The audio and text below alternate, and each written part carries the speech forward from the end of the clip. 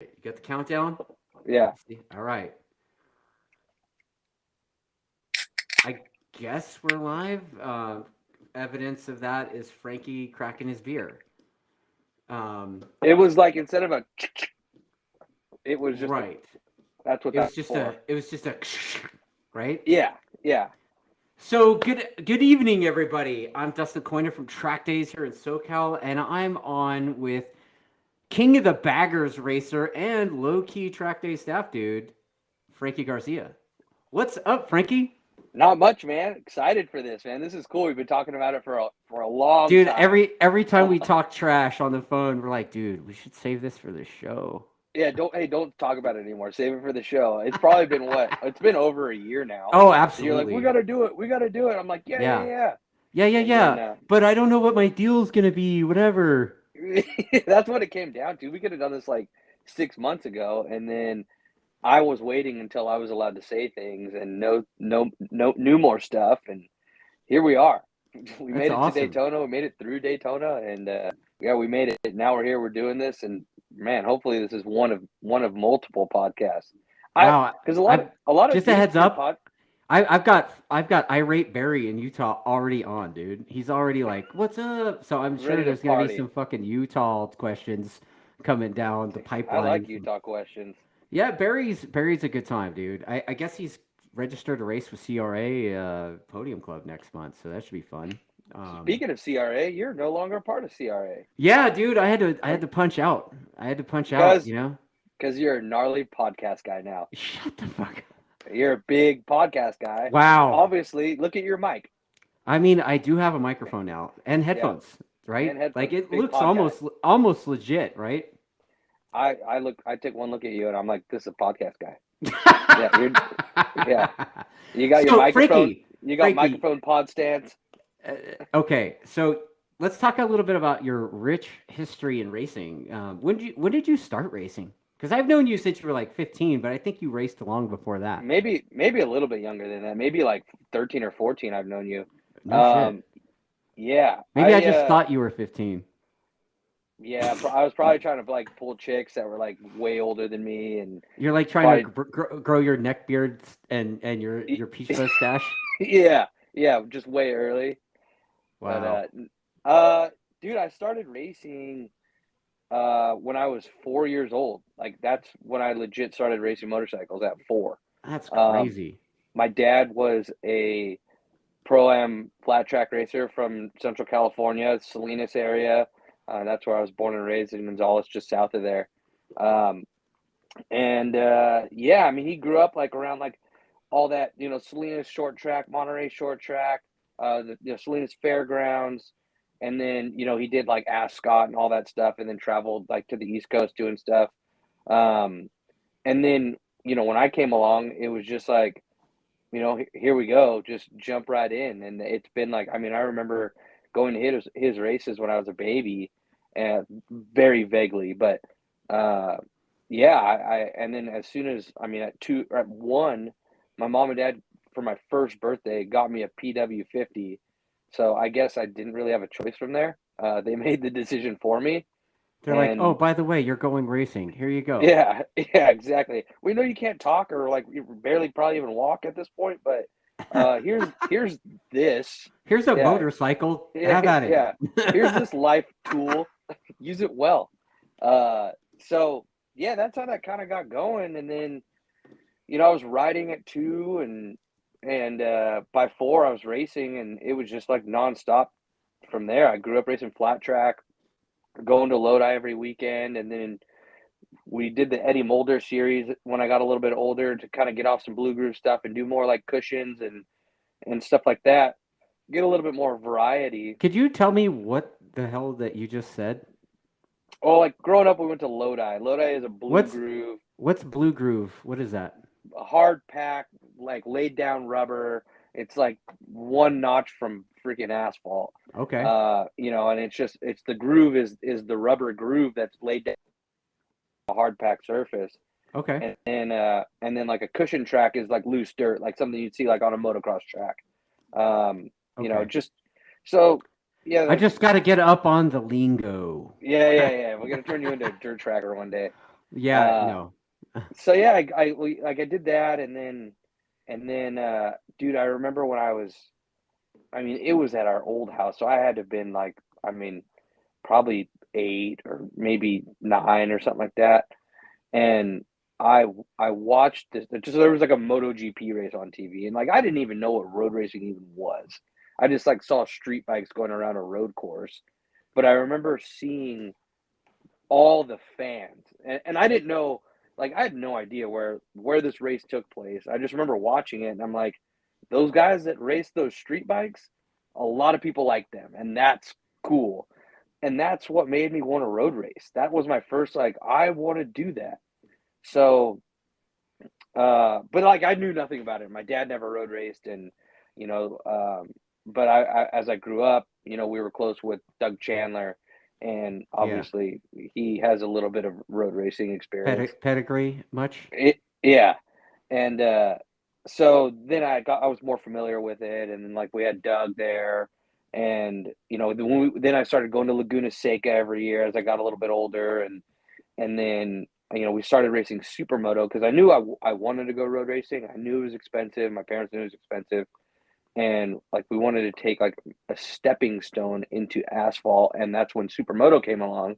So it Right. kind of worked out that that kind of came into the picture right before I was going to go road racing because it kind of was like I said, a stepping stone into asphalt and learning asphalt and what that was like. And so I started racing supermoto. I did that for a few years, but it wasn't long before I came home one day and there was uh, Brian Whitlock's GSXR 600 sitting in our garage, and Brian was racing supermoto with us, and we were hanging out with him, and my dad bought his GSXR 600 race bike, and that was my first road racer. I think I was like 13. No kidding. So yeah, yeah, and then that's when I came along and like I started doing track days when Nate, I was didn't like you 13, 14. did you come down and race at Willow, like with Uh, waffles? yeah, that was way later though. I mean, Yeah, I was like 16, 17. 17 Yeah, by then. Yeah. but I do Um, kind of remember you at the track days and stuff back in the day, yeah, yeah, we and we're came to a like, bunch who of the fuck is this kid on the Gixxer? It's like, yeah. Yeah, it was just yeah, when I was like 13, 13 or 14, I did my first track day, and then that's all we did for a long time was, and I hated road racing when I first started doing it. I was like, this that's sucks. Like that's actually not the words you used back then, but I get it. well, at first like when I first started doing track days, I remember, I mean, we've all been there. Like everyone's done it. Everyone that's road raced, you go to your first track day and you're just learning. You have this big, massive bike that goes mach speeds, and then you're like, this is gnarly. It's like a lot to wrap Yeah, your head around, and you're like, this is gnarly. And then you think you're doing okay, and then some dude comes blowing by you on a leader bike and blows your doors off, and you thought you were going good, and you're just like, yeah, that I don't want to go that fast. Like that's crazy. So I remember yeah. like I was really frustrated at first. I was like, I don't even know how to get from where I'm at to where like these fast track day guys are at, let alone like race dudes. Right. And so I remember, and it was like scary, because I came off dirt bikes, and I rode like a 450 was the biggest bike I ridden at the time, and you get on an inline 600 that just rips, and you're going 100 miles an hour is cruising, and it was a lot for me at the time, and I was young, and like I said, my dad had no experience in it.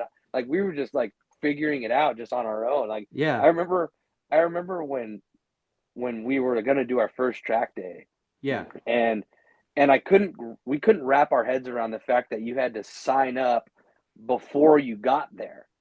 Like it Right. wasn't like like dirt bikes. You just show up to the track, paid $20 at the gate, and Yeah. it's all good. And we were just like, we went to the very first track day we Like, what do went you to. mean you gotta register? Yeah, at the very first track day we went to, we just showed up and we are just like, "What's up?" And they're like, "Are you registered?" Like, "What?" Like, "No, we brought some cash. Like, what do you want?" And that's where we've like figured it out. But yeah, it was a lot of figuring out when I started. So your first road race was AFM, I was 15. and I had to go to because AFM license, you can't get it till you're 16 or something like that. Right. And or maybe I was 14. I don't know. I was under the age limit to get it. And I remember I had to go to one of the board meetings, and I had to have like this form filled out by somebody that kind of you know, recommended that I was a safe racer. I knew what I was doing, and at the time I was racing the Stars Supermoto series with Don Canay. That was his series, and I raced 85s and 250s and 450s, and I'd been doing a series for a long time, and Don was the guy that actually vouched for me Oh to wow. get my You to got get my co-signed by Don Canay. yeah, pretty legendary. Wow, Pretty legend. bro. Like back then, I was just like, oh, Don Canay, like the Stars guy. Like That's awesome. didn't know who he was. Like didn't know his past at the time. And so yeah, that's how I went to the meeting, and he filled out this thing saying that I was safe enough to race, and he vouched for me, and they gave me the okay to get my license, and I went to Buttonwillow, and or I got my license at Thunder Hill. I think it was Thunder Hill. Um, did my like new racer school there, and then my first race was Buttonwillow, and I had to ride this like clubman, your first road race to make sure you Right. weren't gonna murder everybody. Right. And I won that. That was Saturday. It was like on the practice day at the end of the day, and then I Yeah. got to race on Sunday or whatever. And yeah, 600 novice. I remember just being like 80s. That was back when there were so many dudes, and Oh yeah. Like I mean, I remember like there was AFM had the thing where there was so many people that like they had like at Buttonwillow they had people gridded all the way to like Paso Robles, right? oh, dude, my very first race the next day, 82nd on the grid. Yeah. I will never Yeah. forget that. Like 82nd, Like legit by the corner working station that's on the front straightaway right there. There dude. was Like grid spots back there, like almost to the corner, I right? was almost in the S's. Are you Yeah. kidding me? Yeah, I was almost over there, and I remember just go like very first road race start. I'm in the back of the grid. There was like one dude behind me that was probably also in the clubman race, and we go into turn one, and some dude weeded. Like there was like a crash, a couple guys go down, whatever. Well, it was the And I AFM just remember, start back then, bro. You were in the axe dude. murderer class, right? Well, no, it was experts and novices all in one race. There was Okay, yeah, 82 yeah, dudes. yeah. Yeah, But you and were in the so amateur wave, right? The there axe was it was murderer one wave. one wave. It Oh, was one what? wave. Everybody, all 80 something dudes, one wave. Oh, That that was must be before they before did. the change. Oh, wow. Yeah, it was. Didn't know Yeah, that. it was. Yeah, and I was just like, this is gnarly. And I remember going into turn one, and I remember just there was a pile up, and there was just shit everywhere, and I just remember that bike doing this, and I'm coming. I'm like, this is where I die, and I closed my eyes, and this bike bounced, and I went underneath it, and I Shut was up. like, I'm not even kidding. I went underneath it, and that was my first real road race. And I was like, yeah, I don't know if this is it. I don't know if this is what I want to do anymore. Wow, This is that's gnarly. yeah. That And sounds. I mean, since then, I mean, look, that sounds gnarly, but since then, you've raced a lot of stuff. You raced all the clubs, right? We're AFM, CVMA, CVMA, uh, what else? What was that other Willow Springs MRA, series? MRA, what's that? the Colorado one, Colorado, yeah, MRA. What was the other club that did Willow Springs later? WSMC. No, after WSMC. Oh, you raced the Moto Yard series? Moto Yard series. Like we're Yeah, just doing it Moto all. West something. Moto Moto. West GP. There you Is go. that right? That's Yeah, it. yeah, yeah. Oh, We did you it even all. I mean, raced that, huh? yeah, we were going around all around California, just AFM, WIRA, um, that series, WSMC. I just did it all. I mean, I remember at one point I was probably doing like 2 or 3 track days a week. Yeah. My bike lived in Chris McGuire's Pirelli trailer, Yeah. and I would like just travel around with him doing track days, and McGuire would give me a call and be like, "Hey, dude," he'd be like, Dustin, right? That's my Chris McGuire. Um, just a heads up. And he would be like, Dustin, I got a guess for you. And I'm like, what? And so, like, I have this program with Pirelli, and pretty much anytime Chris McGuire is like, hey man, I got a guy that needs to ride, because Chris and the CT guys forever have been supporting kids too, you know. Yep. And so whenever Chris McGuire is like, hey man, I got this kid that needs to ride, I'm like, okay. And so you were that kid for a while. I was the first one It's because like you and Wyatt Ferris and well, I was you way know. before that Oh because yeah, I know. because I'm just because saying, like, it Corey, using that as an example, right? yeah, because Yeah, Corey Newer, when he acquired the Pirelli, the West Coast distribution for road yeah, racing tires from Tiger Shark back right. in the day, It was like that's oh when oh Chris. 08.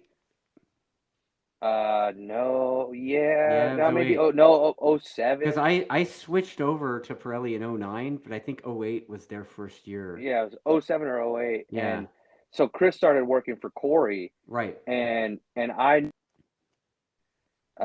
just through like supermoto stuff and like that kind of stuff, and he like kind of took me under his wing, as crazy as that sounds, and yeah, my bike lived in that Pirelli trailer, and I went to track days with him, and the deal was is I got to ride as much as I possibly could, got all the takeoff tires I could find out of the takeoff pile to use, and all I had to do was like help him change tires in the morning rush, and then I Yeah. just rode the rest of the day. And I mean, it got to a point where I was like, yeah, right, I changed tires today, and I was riding, but yeah, I owe so much to that guy. Yeah. Um, he did a lot for me. That's how I got fast though. That was like between that time of like, I don't know if this is it for me because it's gnarly, and like being, on the podium in AFM 600 and 750 classes was going to all those track days with Chris and just riding, putting in the laps. That's how I bridged that gap. So yeah, I owe a ton to him. Well, when I was injured in 2012, I had my dad's old race bike, and AP, we'll just leave it at that. Was like, hey, dude, could I borrow this thing so Frankie could? I'm like, sure, dude. And then you took my motorcycle that I literally, I think I raced it twice. You took my motorcycle and fucking set lap records everywhere on it, like Everywhere, everywhere, everywhere you everywhere. went, dude. That thing was good, I think really I good. think you had a couple of lap records at Chuckwalla that stood all the way until like this year maybe, or this season. There, yeah, there was a couple that obviously they got rid of those classes that never got broken, so they like Right. technically still stand. Right. But yeah, I mean, I think there's one. I think I have one left that hasn't been broken yet. No shit. Yeah, it's like a Because I thought 50 or Justin Bordenero got it with the 660, but maybe could have been. I think I Maybe heard maybe that. I'm maybe I'm But I wrong. mean, dude, those lap records stood from like 2013 or the end of 12 Dude, on. it was like 10 years. Yeah. Yeah, there was. I mean, that bike was the meth bike. That's what we called Yeah. it, the meth bike. Yeah, for what we're That talking thing. about, the meth bike was a '03 SV650 with a billet crank and TL 1000 throttle bodies, and it ran on methanol. Like the And it had thing a was a ZX6 Cowie 600 swing arm. Like, and a GSXR 600 front end. yeah, And it wasn't even like a good front end. I remember we put like a Olin front end on it, and I was like, no, take that thing off. The other one was better. put the And stock one back in. yeah. Right? Yeah. Uh, but yeah, that thing was fast and it handled good. But those laps, like I remember the first time because I came like out of the woodworks because I stopped racing between like 2000 and like I don't know, I'd like 2010, and then I came back in like 12 and raced the Daytona 200 and did like select, West Coast. Back then it was DMG races, Right. and Right. and then in the whatever class they called the 600 class, um, and Daytona Sport Bike class, and then after that I disappeared in like 13, like was working like a normal human, and then Dude, you and then I weren't was like working like a I was normal human, first of all. You were a magazine guy. Get the I fuck was a out of here. mad guy. I was a mad guy, but it was a You were the work. guy with the GoPro and like, hey, I'm Frankie Garcia and I'm here No, that was testing the whatever the fuck. yeah, that was me. I was that guy with Wahid, Right? but Yeah, with Heat, yeah, I mean, right? I was doing it. Yeah, he and Justin Dawes and Steve Atlas, and then Yeah. and then eventually Paul Carruthers was my boss. But Wow. I mean, I still had to go to work every day. Like I still had to be there on time and all that stuff. So it was like regular people stuff. Sort But of, except like your regular people stuff was riding motorcycles and telling people what you thought. yeah, it definitely didn't suck. Uh, Yeah. but I disappeared for like 2013, and then I was like out. Oh, and then on the weekends I would help Corey Newer, and I would take the Pirelli trailer out to Chuckwalla, and I'd change tires, and I Was wasn't that even racing. was that I was. after the Gianni debacle? It was after the Gianni debacle, yeah. And then Corey needed someone, and I had helped him out, a bit, and he knew I could handle it. So yeah, I would take the trailer and the truck out to Chuckwalla, and I would just sling Pirellis at over the CVMA weekends. Yeah. And then, it was probably you. You were like, "Hey, you used to be fast." Like, "Hey, there's this bike." Like, and it somehow got like I somehow wanted to ride it, and I think I asked if I could ride it, and it was like, "Yeah, come out." And I remember showing up to Chuckwalla, and like that class was. I mean, there were dudes like that were decently fast in there, and I just remember somebody going like, "Yo, what do you think you can do on this thing?" And I was like, I don't know, like, and I was like, I gave him some asinine like lap time that I was aiming for that I thought I could do, and then I was like, man, I'm gonna look stupid if I don't go that fast, and I ended up going that fast, and I was like, Yeah. damn, like I guess I still kind of got it, but Yeah. those laps on that bike they were like one lap wonder laps. They were. Yeah. It wasn't like I was clicking those things off Yeah, every single lap. you did not have an RV camped in those lap times. You were throwing down the flyer, checking the fuck out, and then you were you were so far ahead nobody could hang, you know? Yeah, I remember I would do it like Andy, and I was doing them all hungover because we would Yeah. just party. That was back in the party days of Dude, CVMA Send It days with Brian Short, Chuckwalla and party days back then were out of hand, dude. You know, between Brian Short and then team low budget guys, I mean it got out of oh, hand, dude. the barbecues with the booze. It was what those were the good days. They Right? were fun, but yeah, all those like I'd wake up I on oddly Sunday. enough don't remember most of them. Yeah, yeah, those were the Dustin Coiner party days, Oh, and stop. that's where you earned that your Superman nickname. Superman. We'll just tell that story really You quick. go ahead. Yeah. I don't remember it, so go ahead. Yeah. So you and I don't know what happened, but you and I were just. I mean, we were on a good one, and there was like some, our race banter shit talk, and I just remember saying something to you, and we were laughing, and I fired something back, and next thing you know, you're running after me full speed in flip flops and shorts, and I just like, oh my goodness, I took off running, and I was like running around through cars, and I look back and you're there, and I'm like, he's gonna get me. This is not gonna be good. And I remember like I ran around this trailer, and I look over my shoulder, and you're full tilt, Superman just launched and got me, just tackled my ass, and dude, I was running fast, and I wasn't like I was still I was obviously I still remember it, and dude, all I remember is just you just off the ground flying at me, and yeah, those were that was the end of those days for you. But Well, I don't know. I mean, it's I quit drinking in 2012, so there you go, right? yeah, So it had to have been somewhere before that, but before the SV meth bike days. right. But yeah, but anyways, yeah, back to those days. Like I remember we were just partying like at night there, and it was like, I mean, Brian Short and Randy doesn't drink, but he still parties for Yeah. sure. That guy definitely doesn't suck at partying.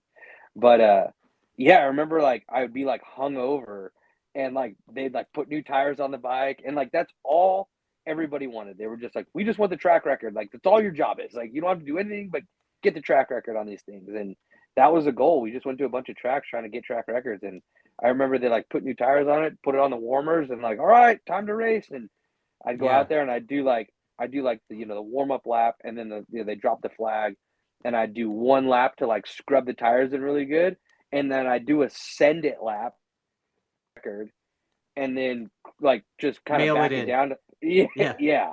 yeah, mailed it in, and that's how all those worked. Like we did that at I think it was like 6 different classes. Obviously, a few different classes, different directions at Chuckwalla, and then we went to Thunder Hill and High Plains in Colorado, and so Willow Springs, like, and then Infineon. Oh, that's right. We did it Sonoma. there too. Yeah. Sonoma. Or Yeah. Sears Point. I mean, let's be real. Let's call it Sears Point. It was probably Sears Point back then. Right. Yeah. But yeah, those days were so fun. That bike was really cool, and it's really cool that it belonged to you, and that was your dad's bike, and it'd be I kind of really wish cool. I had it still. I mean, it would be where the bicycle is, Probably, you know. Yeah. So It'd be really cool. Maybe we'll find it one day. One day, maybe it'll reappear. I mean, you know, I think. Call me crazy, but I think I saw that dude at Daytona. I saw him there. I saw him on a scooter rolling by, like on the way out to the Twins Cup race, I think. But I didn't know where he was pitted. I didn't know, I was so busy with the attack stuff. I didn't. Daytona's crazy. It's just the first round. It's nuts. But yeah, all I remember was like I heard like I was standing there, and then I just hear, "Is Chad coming?" Oh no! And I turned around, and there was AP himself. So. Tell me the Chad thing. What's that? Oh, it was a YouTube refresh video. My memory. It was an old YouTube video. It was just this very yeah. I don't know if we can talk about it. Flamboyant. No, I think it was worse than that. I think it was worse than it was pretty bad. It was really bad. It was full send in that direction. Full send in a very bad direction. But yeah, it was a YouTube video that we joked around about. Anyway. But yeah, good times. Yeah, good times. But yeah, that was cool. I really hope that one day we can end up you end up with that motorcycle again, because that was there's a lot of good memories on that bike, a lot of good times, and probably, I mean, one of the most fun bikes I've ever raced in my life. That thing was cool. So maybe one day we'll find it. So you transitioned from that, and then you had a couple of like 600s, and then you didn't race for a little bit, and then you turned up on a Ducati. Like how did you become? You became, like, I think you were in the OG Hooligans, right? The Super Hooligans.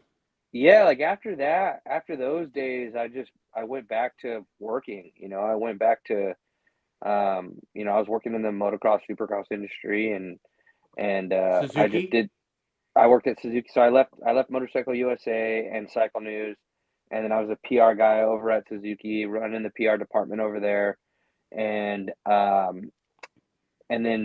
then I was working in the supercross motocross industry, kind of doing a bunch of freelance stuff for a bunch of different companies, and I was kind of just doing my own thing, and I didn't think, I thought it was done, like, because like myself, there's a bunch of us like my age, like all of us that are around 30, that went through that phase of the economy taking a shit in 2008, like, and that was that right when we were all supposed to go, okay, we're done club racing, we're gonna be pro now. We're going to be pros now. And then the economy just fell on its face, and we all kind of got shafted, I mean, myself, Garrett Willis, Cameron was a little bit behind that. And Cameron was fast though. Like Cameron, he had a future, and Cameron somehow made it through that. JD Beach made it through that. But there was a bunch of us that just got shafted through that. Like, I mean, my parents are just, middle class, regular human beings, and we didn't have the money to spend without the support of everyone that helped me. Like we couldn't do it.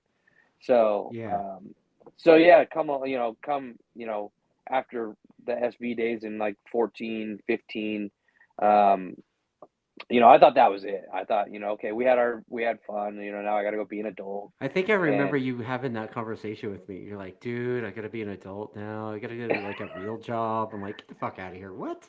Yeah. Yeah. It was, I mean, I think I've had that. There were so many moments in my life where I was like, this is it. Like, this is it. Like, you better enjoy it. And, but then in 2017, that was when that Super Hooligans thing was getting big. And one of my buddies, Nathan Verdugo, worked at Ducati at the time. He had his own personal scrambler, and he was like, "Hey man, do you want to build this thing into a tracker and it would be like a cool project." And he's like, I'll get you the parts and do all the stuff. Do you want to do a build on it? And I was like, yeah, because I mean that's what like me and my dad, like I grew up watching him build bikes, and I helped him in the garage, and so I was like, yeah, that'll be fun, that'll be cool. And flat track is like back to my roots. Like I'd love to build a bike, and that's all Yeah. it was. We were just gonna build it just to show any potential that it may have, and we built it in 2017. It took me a few months, and we got it dialed, and then Nathan was like, "Hey, do you want to race this at the final race, the Moto Beach You're like, Classic?" And I was no, never. I was like, "Yeah, absolutely not. Yeah." Uh, so I remember we like buttoned it up and we finished it, and I rode it like one day at the track just to try it out, and I showed up to the Moto Beach Classic like not knowing, but I was so serious about it. I was like, all right, like I got a chance to race. Like I better do something here. And I got the bike that I built it. So clearly I thought it was good. And I ended up winning the first annual Roland Sands Moto Beach Classic. And it was such a big deal. Like at the time, I had not gotten so much press for anything I'd ever done on a motorcycle in my life. I mean, I think I was like, I had a byline in Cycle News and like a 2-page spread photo, and it was like all over all these different like media outlets, including like the Orange County Register and all these mainstream like stuff. And I was like, this is crazy. And so I won that, and then that got Ducati's attention, and the next year they kind of offered me a little bit more help, and then the year after they offered some more help, and it eventually turned out they created a Ducati Scrambler that was a replica of my race bike. The same paint job, and they used a lot of the cues from my race bike into this Ducati full throttle model that they had, and they flew me to EICMA, and they did a big launch on it, and all my like photos and my name was in all the marketing material, So and it you're was a basically cool. like, what you're saying is it's a little known fact that you're a kind of a big deal. Is that? Nah, I mean I thought I was until I never and until like their sales reports came out, and it was the number one selling motorcycle that Ducati sold for 2 years, and I never got a dollar off of it or even got a What? motorcycle. So yeah, yeah, I was pretty upset with those guys for a while about that. Yeah. That sucked, but yeah, so I did that, and then um, You got after the Indian thing, right? yeah, so Because after I after remember that, seeing you at Coda in 19, racing the Ducati, yep, yep, and that was I think you got that same second year. that day, right? Or Yeah, that was the same year. Like me, myself, Jack Miller, Marcel Schroeder, and Josh Aaron had all been like training together at Johnny Louch's gym at the W, and we all podiumed that weekend. Like Josh won the superbike class, Jack won the MotoGP race, Marcel was like second or third in Moto two, and then I got second in the Super Hooligan race, and we were like all pumped because we had all been spent the last like month or month yeah. and a half together, like previous to that, and like we just all like we all pulled it together over there, so that was kind of sweet. But yeah, that was And it was the. I mean, correct me if I'm wrong, but the Hooligans still was kind of like it's kind of like underground almost, right? It a was like little bit, but there were like dudes racing it that were like it was like at the time it was like myself and Andy Debrino. DeBrino, Joe Kopp, I think he won the championship that year.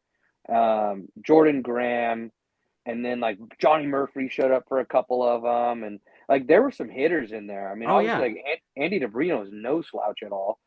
Joe Kopp clearly is one of the baddest dudes ever, yeah. and He, Jordan Graham was a ripper, and like No, it looked like a serious effort. I'm saying, like, from a fan's perspective, it was kind of underground, right? It was kind of like yeah, yeah, it was kind of it was like like you Fight kind of had Club. to know a guy to know where it was, Yeah, right? exactly. You had to You had like to like tip the dude a hundo at the door to let you in, kind of yeah, thing, exactly, right? exactly. Like, how do I sign up? Like, what are you talking about? Yeah. Yeah, you had to like know somebody, and yeah, it was I guess it was a little bit underground, but it was It growing was quick. it was a good time though. I Yeah, mean, it was like a little honestly, circus. yeah, it was like a circus thing. I mean, you guys were racing in like It was like at a the very back. It was serious like at the sideshow. back of a loading dock, right? Yeah, it was at the newspaper printing, the old newspaper printing place where Yeah, they do the hand-built show now. yeah, Um, yeah, it was yeah, it was like went over a planter box. It was a small little TT. It wasn't one of the yeah. most proper tracks that we raced, but it was a little asphalt TT and You which had to go down I into was the loading dock area, and then yeah, he came yeah, out, jumped over the planter box and yeah, yeah. it was it was wild. The track there was like dude, there was probably 12 of us on the track at one time, and which doesn't seem like a lot, but it looked like It there was was gnarly. 100 of us at the It looked time. gnarly. And then I was But like, you would end up getting into lappers like after 2 or 3 laps, and then it was oh like, yeah, where is he? I don't even yeah. know. What lap Like, are they on? I don't think we knew what lap. We were just going yeah, until we waiting for saw a the checkered flag. flag, right? Yeah, yeah. But Yeah. yeah. So yeah, those days were good. Those So days were you've cool. become kind of this dude that just shows up and rides whatever, right? Like anytime. Like I know I've called you and said, hey man, I'm a little short-handed. That's why I said you were like my low-key staff dude. But I'm like, hey man, I'm a little short-handed. Can you come to Button Willow tomorrow? And you're like, yes. I'm like, sweet. Yep. I got an R3 waiting for you. And you're like, sweet, Yeah, right? sick.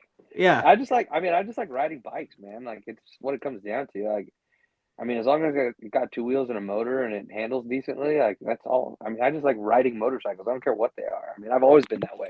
I grew up riding, whatever my parents could afford. So it's I didn't always have the best stuff. So, when it comes down to it, like as long as I'm riding and having fun, that's all that really matters to me. It doesn't matter what it's on. I mean, I But think I remember the reaction you had when I let you ride one of the R1s for the first time. You're like, fuck, dude, this thing's pretty good. Like, that's yeah. all you had to say. You're just like, this thing's pretty good. I'm like, Yeah. yeah, Frankie, That's a you're all real right. that's a real bike. Yeah, it's a real motorcycle there. Yeah, it was like the first time like I probably ever rode something that proper. And I was like, damn, Yeah. this is good. But yeah, and then By the way, after all there's a commenter coming in. He said his name's Robert Johnson, and he wants to know if you're going to be joining us back in the Super Hooligans. um I would like to. I've made I've put the feelers out there. This year when I decided because in 2023 all the Super Hooligans races and all the Baggers races are double headers. Right. When last year it was just one race per event, except for Daytona last year, there was two races per class. Um, but with the double header, I like looked at that and I was like, man, 4 races in a weekend and two different bikes, like that's gnarly. And I wanted to focus on the bagger, and that was my goal. Was like, if I'm gonna race a bagger, that's what I'm gonna put all my effort into. And I was all good with that decision. And obviously, Super Hooligans is I've spent so much time with that crew, and I rode for Roland for 4 years, and I love all those dudes, and that's like my bread and butter. But it's just a lot. It was just a lot, and so I was cool with that decision of just baggers only. And then we went to our test right before Daytona. It was the first time I rode the Harley, and Patricia and Corey had their hooligan bikes there. And Patricia was like, "Hey, why don't you just go spin some laps on my hooligan bike and try it out?" And so I hopped on her Pan America and like grabbed 4 gears coming out of pit lane, and I was like, "I'm an idiot for choosing not to race one of these things," and could not get off that thing. Had so much fun on it. And we went to Daytona. We saw how good Corey and Patricia did on the Pan Americas. And then I started like throwing it out there, like, hey, we could maybe end up with Can you another guys one of like have these. an extra one of them laying around? Yeah, Nice. yeah. And so yeah, there's a couple more that are being built that I've kind of let them know that I would like to ride one. So we'll see how that pans out. I'd love to be in there. I'd love to come race some of those, even if it's maybe one race. I mean, like I'd love to come do the Washington round because that's Super Hooligans only. So if I could do that, yeah, that'd be great. That's the goal. So we'll see how much how what we can pull out of that one. So you did the scrambler thing, and then you shifted gears and went to ride with Roland's team, and you were on a FTR, right? FTR, yep. And then the chief or whatever. What's the I never rode a what's Chief. the Indian bagger called? Challenger. There you go. There, that Yeah. thing. So, Yeah. you know, how do you transition from being a sport bike dude to like this bagger thing? Like how do you like describe what it's like to even ride a bagger? So the way that worked out was I was riding Super Hooligan flat track for Roland at the time. Yeah. And that was in 2020. I rode for him, and we did 2 races, and then COVID happened, and Yeah. it was all over, and we were just parked. And they announced this bagger thing, and like we had like joked around about it. And at first, Roland was like, "That's dumb. I'm not building a bike. Like, are you kidding me? We're gonna go bagger road racing? That's stupid." And That's what a lot of the and fans said too, man. yeah, I mean, I think some of them still say that, but they're crazy. But so this I guess Roland got talked into building one, and obviously I rode for him already. And the first race was at Laguna Seca, which was my home track. I had a road racing background, even though it had been a while. And he called, and I remember we had talked about it a little bit. And then when it really came to life, and because baggers are my favorite kind of motorcycle ever. And the reason why they were my favorite was because I always grew up having to race and go fast on every motorcycle I got on. So I was like, oh, I like baggers because I can just cruise on them, and they're cool. Like I can turn the stereo up, I'm comfortable, and I can cruise, and I can just enjoy motorcycling. And obviously that's not the case now, but at the Yeah. time, before we raced them, that's what I was like. I love baggers. And so I remember I texted Roland one day. I still have the text message, and I said, hey, I knew he was building that bagger, and I said, hey, if I'm not racing this bagger at Laguna Seca, we're not friends anymore. I'm done. and and I meant it. I think I meant it. Like I said it as a joke, but in my heart I meant that. And so I don't know. I think like a week or two later, he calls me up and he's like, "You're riding the bike," and I was like, "Sick." He's like, "What do you want done to it?" And I was like, "Stereo, loud pipes," and like I thought it was like a fun thing at Yeah. first. I was like, put a badass stereo on it, like sick paint job, and like the stickiest like Dunlop bagger tires that they got. And he was like, "Yep, cool." A couple weeks go by, and they're like throwing out like triple clamps and swing arm and carbon fiber bodywork and 17-inch wheels and all this crazy. We're making a tank, and I was just like, "What's happening right now?" Was And that it got was the first year at Laguna the year that you flipped the wheelie? yeah, that was I looped out the bagger. That was Yeah. that year. Okay. That was the very first one. So Like what the hell? we we had gotten. I mean, obviously, it was like a you know a trip into the abyss with the bagger thing, because nobody knew. There was no data on these things. Nobody knew what worked. It was just, by the seat of everyone's pants, let's try to figure this thing out and Right. build a race bike out of one of these. And we had gotten some parts from S&S at the time, and then when we got to the races, we got the rest of them. And part of the package when we got to the races was this clutch, this slipper clutch. And I never got to test on it. We did one test at Button Willow, and I remember I showed up to the test, and I was just like, what did I get myself into? I remember I was like 20 minutes from Button Willow, and I'm like, what did I sign myself up for? I'm an idiot. I'm gonna go race a bagger on a track. This is dumb. And I showed up and like did one session, and I had my knee on the ground. Ludwig yelled at me because I was so antsy to ride this thing. We got there late. I missed A group. So I go out in the C group, and I'm like just passing dudes on the inside, just sending it. And I remember Ludwig like came off the track, and he's like, "What are you doing, dude?" And I was like, "It was one of your days." Oh, I'm And fully aware.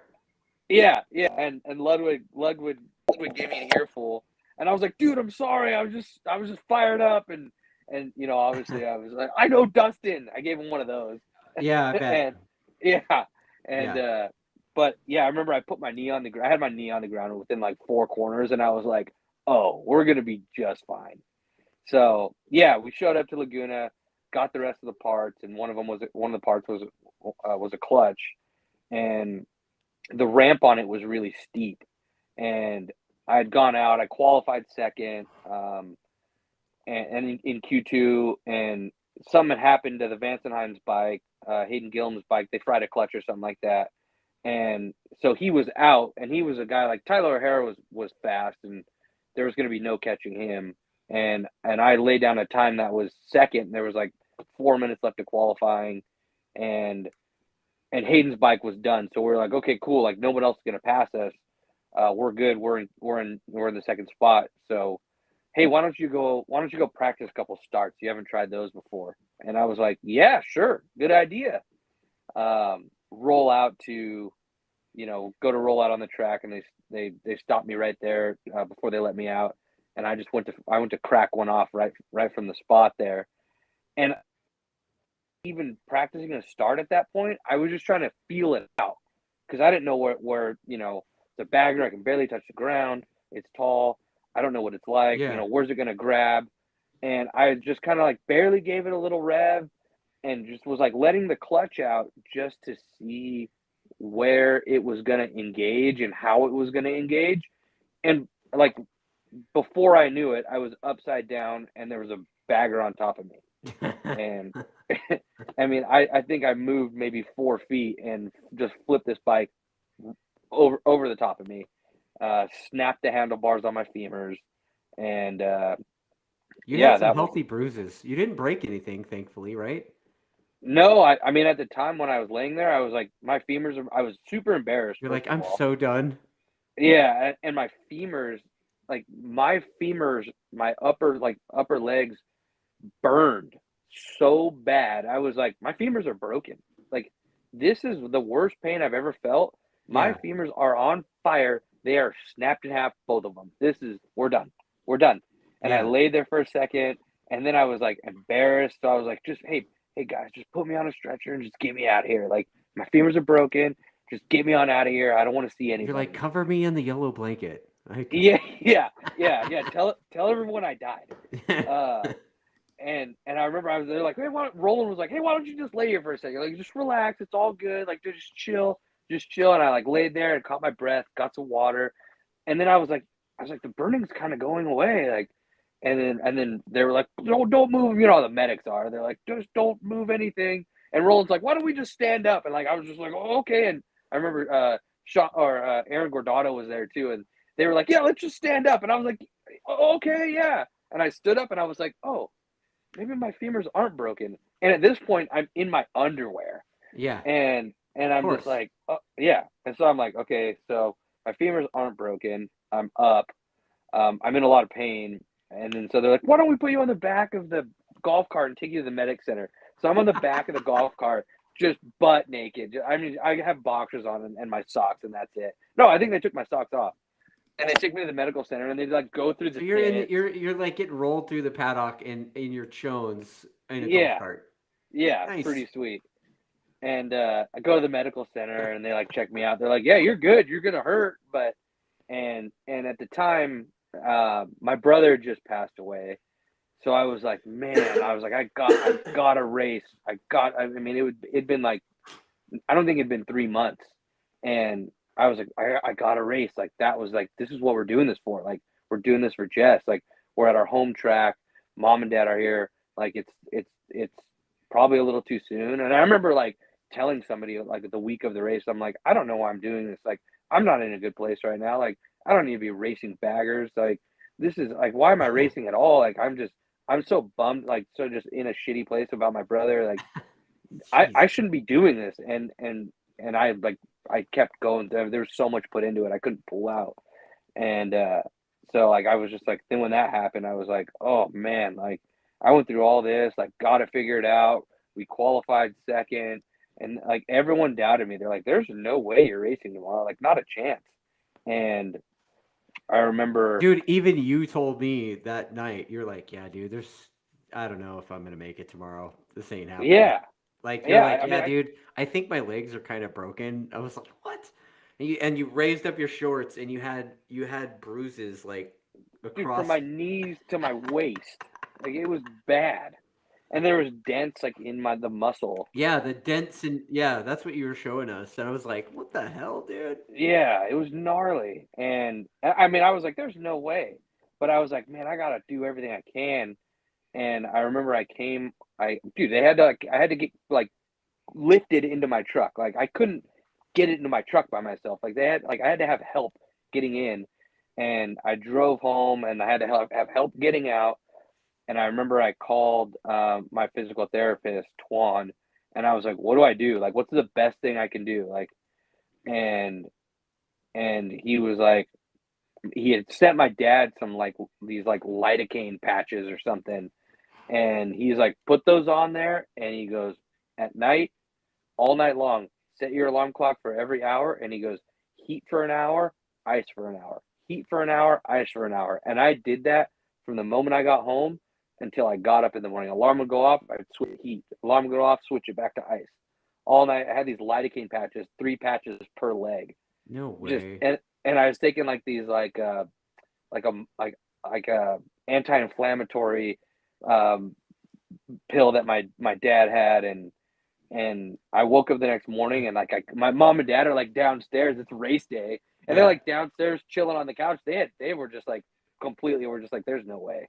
Yeah. And I come down like dressed. I'm like wearing like my team jacket, and I they're like, "What are you doing?" And then I woke up, and Doug Chandler. I got a text from Doug Chandler, and it's the security footage of me looping the bike out, Of course. and like everyone's like laughing about it now because it wasn't it. They knew I wasn't seriously hurt, Right. and like everyone counted me out. And Doug's like, "Oh man, are you coming to the track today?" And I was like, "I'm racing today," and he's like, "No," He's and I'm like, like, "Yep." no way. And yeah, exactly. And he was like the rider liaison guy at the time, and he was like, okay, hold on, because we didn't think you were gonna race." So he messaged me back, and he was like, "Hey, um, the medical staff says if you can come to the track and you can do a squat in front of them, they'll let you race." And I was like, so I was at the house, and I'm like, I like tried one in the living room, and I like got halfway down, and I was like, if I do one of those, I'm done. I was like, so I have to save it for those guys. And Nice. so I'm like, go to the track, and they're like, before like warm up was pretty early, and I like had to go to the medical center, and they're like, all right, like if you can show us that you can do a squat, you can race. And I did it. I like bit my tongue as I did it. It hurt so bad. And I was like, okay. And I went and rode warm up, and I actually like once the adrenaline kicked in, it wasn't so bad. And I actually went like I was in like within like 2/10 of my qualifying time in warm up that morning. So we were like, oh yeah, we're good. And I had Yeah. all day. Like so I was back on the heat and ice like all day long. The race was at like 4 o'clock. And That's yeah, right. we It put made you it. guys at the end. That's Yeah. right. Yeah. So yeah, came and we did it, and I got in with Hayden for a little battle for a second, but with all the pain, like there was no way I was gonna like battle him for the entire race. So we just held on to third and made it happen. But yeah, that was it for me. Like right into bagger racing. That was the first bagger weekend ever, right? That Because was it. Yeah. that was 2020 when no of the fans could show up. But you Yep. guys, attack Yamaha, right? So like I rolled up and I'm working for the team, so I get to be inside. Uh, and I rolled up and I saw all these semis, just massive amounts of semis on both sides, right? And I'm just like, what the fuck's going on here? And I just remember the like trying to figure out what the fuck I was seeing on TV. I was like, dude, like, it's like I'm looking at it and I'm like trying to calculate it, and I'm like not adding up, right? So Yeah. I'm just like, What bikes are man, those? this is super weird. And you know, everybody, generally, most of the fans thought it was like a sideshow thing that would just go away in a year or two, and that'd be it. But man, it's I mean, too, I think that's what we thought too. I mean, yeah, I thought it was a one race thing. Let's do it for fun. It's all good. And then overnight, I think we woke up, Monday morning, and the race had like 1 million views overnight. And the that MotoGP parody page, the MotoGP, like they were posting stuff of us and tagging us and stuff and posting us on their stories, and like, dude, again, like, and then that was the second time where I was like, okay, like I never got so much media attention from a motorcycle race since when I won the Moto Beach Classic. Like, what's going on here? Like, this is wild. And I think right then, immediately, it was already like, okay, is this going to be a series? What's going to happen? There's going to be more of these. Like, that went too well for this to not happen anymore. Right. And yeah, that's what started bagger racing. It was that right there. Like, I will say this, like, there was no Harleys on the racetrack. There was a bunch of dudes that were like, hey man, they called me up and they're like, I want to say it was like 2016 or 17 maybe, that they called me up and they're like, hey man, can we ride these things at your events? And I think they weren't baggers, they were like Dynas or something. And I'm like, yeah, bro, like, come on out, whatever. Because we had some dudes over the years showing up on like old Viragos and stuff, like, and we've seen it a time or two. They had the same shit-eating grin on their face everybody else had when they left. So I was like, come on, dude, bring it out. And they're like, really? Have at it. And they're like, this guy. They named off basically almost every org in California. They named off that told them no. And I was like, come on out. And those guys started coming out. And the first guy was Zach, right? Zach Nation was the first guy that we kind of scumbagged into riding on the track. But then, But then it was Lucas and Eric and Tony Salami. Yeah, so it was Eric, Joker, right? Tony Shreds and Jiffy. And Zach Nation. Jiffy. Yeah, Jiffy Tune. Eric. Yeah, so those guys were like the main dudes, and those are the guys that invented Harley racing. Yeah, like, let alone, but we never 100 class. We never thought that it would be like a thing, but I remember when I was talking about the beginning of 2020, when I was in the planning stages of building a race series, I pulled those guys aside. I was like, hey, I know you guys are like the bastard stepchildren everywhere you go, but like, right? I mean, really, like they were just cramming them in at the back of the 250s or whatever, right? They're they were like just there having a good old time. Yeah, and so I was like, dude, what do you guys think if there was like an actual class for you guys? Like, fuck, we call it American Iron or something. And they're like, fuck yeah, dude. And I actually had Tony help me write the rules for the class. Yep, I remember that. And then they didn't show up. I was like, and then this bagger thing happened in 2020. I was like, oh my God, like I would have never thought that I would have come into something like that, Nobody thought that. I mean, I was racing the bike and I was like, oh, this is fun. This is cool. I remember Tony Elias looking at it and going, it's too high. Like because the seat height, it's like the seat height for him was like neck high, right? So, dude, the rides at theme parks are too high for him. The height limit. Yeah, like it's like you have to be this tall and he's like down here. I have a photo of Tony sitting on one of my bagger race bikes at Rolling Sands at some event that he was having there, and I was like, man, you could fit in the bag, dude. He's a little guy. You could, but yeah, you could. And I mean, last year, the last couple years at Laguna when they had the baggers, I mean, it just seems like more and more fans are coming. So the show, we've had some fun at the baggers' expense, obviously. But truthfully, like I think it's cool because there's all these new eyes at the track that weren't there, And I think that's the biggest takeaway. Before the bagger thing, did you ever see cruisers, people coming up as fans? I mean, there's a couple. I mean, you're just motorcycle enthusiasts. No, but like guy that owns a road glide. Not in droves. Not in droves. Not at Laguna. No, right? No. I mean, dude, the Harleys, it's like Bagger Island now instead of Ducati Island, right? now. It's Road Glide Island. Yeah, Yeah. it's just it's wild, and that's the biggest takeaway from all this is, at first it was like, oh, that was cool, that was really cool, for a one-off thing, and then there was so much buzz built upon it, Yeah. and then, and I think that was the biggest, like, we have to do this because so many V Twin people or V Twin fans or customers or consumers or Yeah. there were so many people from the V Twin community that saw it and was like, now that is something that I want to watch, Right. because sport bikes, super bikes, as badass as a super bike is, and as gnarly as those guys are, just it wasn't appealing to those guys because they didn't own R1s or CBR 1000s. Yeah. They had road glides and street glides. They were Harley guys, and that gave them an avenue to be a part of road racing. Right. So, and I think that's what allowed us to do this. It was like those people. If it grabbed onto so many of them that Right. that's why it is where it is now.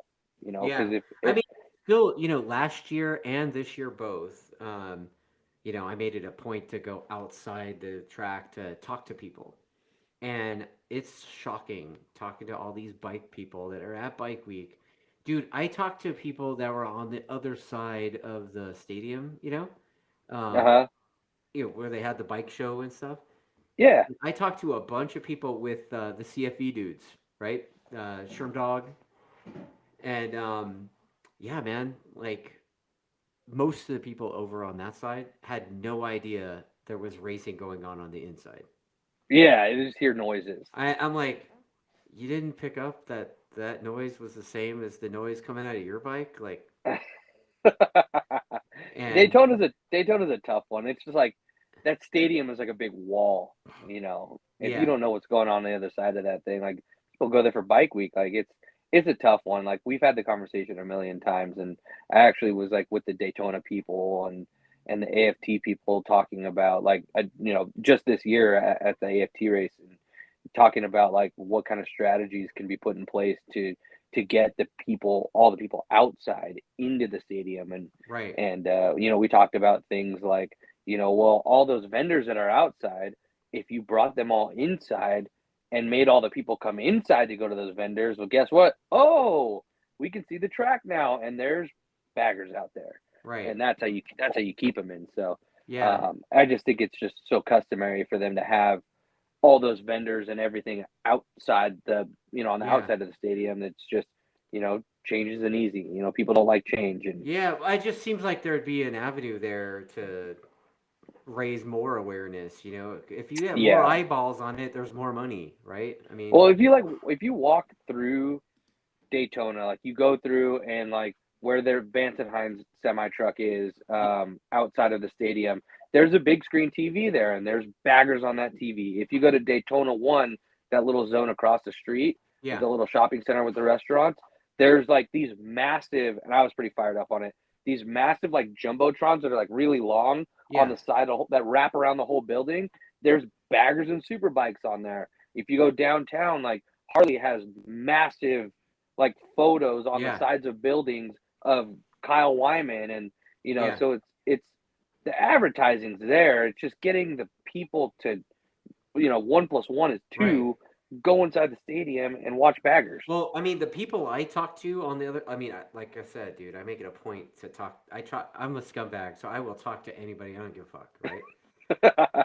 You know me, You're a people right? person. You're a Yeah. people So person. I'm just talking to them, and they all were saying that they assumed that the bike show area was merely a way for them to buy parts and have it installed. Like there was a lot of vendors that were installing shit. I don't know if there Yeah. was. I don't know if I saw a dyno over there, but I wouldn't be surprised if there was a Oh, dyno or two they're over there. there, There's a few of or them. maybe Yeah. more than two. I mean, it was a But lot. like that's the deal. Like people that like these consumers, the V twin consumers, it's a good deal when they come to a motorcycle show or a rally, and you have all these vendors there, and they're set up. They're ready to sell you the parts and put them on, and you get the rally price. You get the good deal, and they install it for you. I Right. mean, why wouldn't you? And I mean that's one of the big the key things of these events is And that's why these companies sell so much stuff and do so much business at them, because you know, there's no sport bike rallies that do that for you. You can't go, you know, ride your GSXR to the Sport Bike Rally of America and have them put on an Olin's TTX shock for you, and like that doesn't exist. But in the V-twin world, it does, and like that's, you know, people load the wife up and throw the saddlebags on. Also, being real, the sport bike community that shows up to stuff like that, they've got the sport bike and they got a helmet thrown in with it, most of them, and then they're riding with no gear, right? Or like the turtle, you know, whatever the it looks like a Ninja Turtle vest that they wear over their t-shirt. Yeah, you know? Yeah, that's their protection. And so I'm just like, you know, there's quite a bit more money in the other thing. So you know, yeah, I just think the demographic, and you know, it's a little bit older demographic, which you know, we're seeing a change in that in the V-twin industry. It's becoming younger as well. You know, obviously you got these guys doing wheelies and stunt shows, and so the demographic for, you know, the V-twin industry is growing.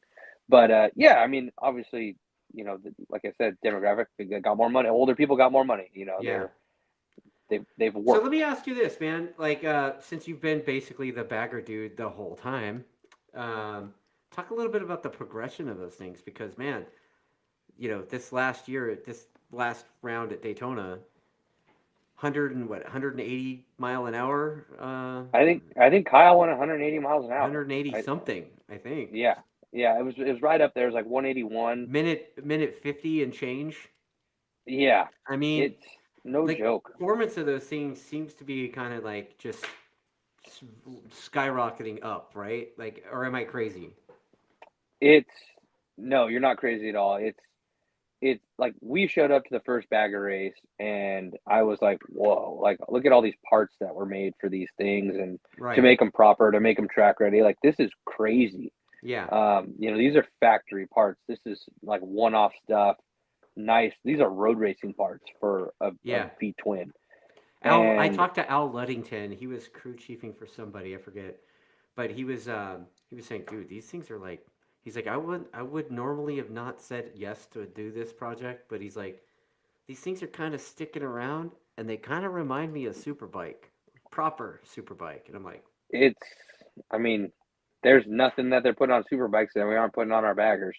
I'll tell you that, except for some like electronics. But yeah, I mean, they've gone from the first year was like, okay, that was the base, and then year two was when Harley Davidson got involved, and you know, they kind of raised the bar a little bit. You know, they had fast bikes. You know, they brought a lot of horsepower into the game, and you know, we were seeing like some really gnarly suspension stuff, and then then it was swing arms, and then, you know, from there it was kind of like this elevation battle between Harley and Indian, and it was like, you know, Indian came in for Indian came in, Harley came in higher. You know, Indian followed up and got to that level. Harley came more, and it was just a battle. And you know, even up until, I mean, and then you like get to the point where you're like, these bikes, you can't do anything more to them, and then you're just lying to yourself. And then you show up to the next round, and it's not a season by season thing.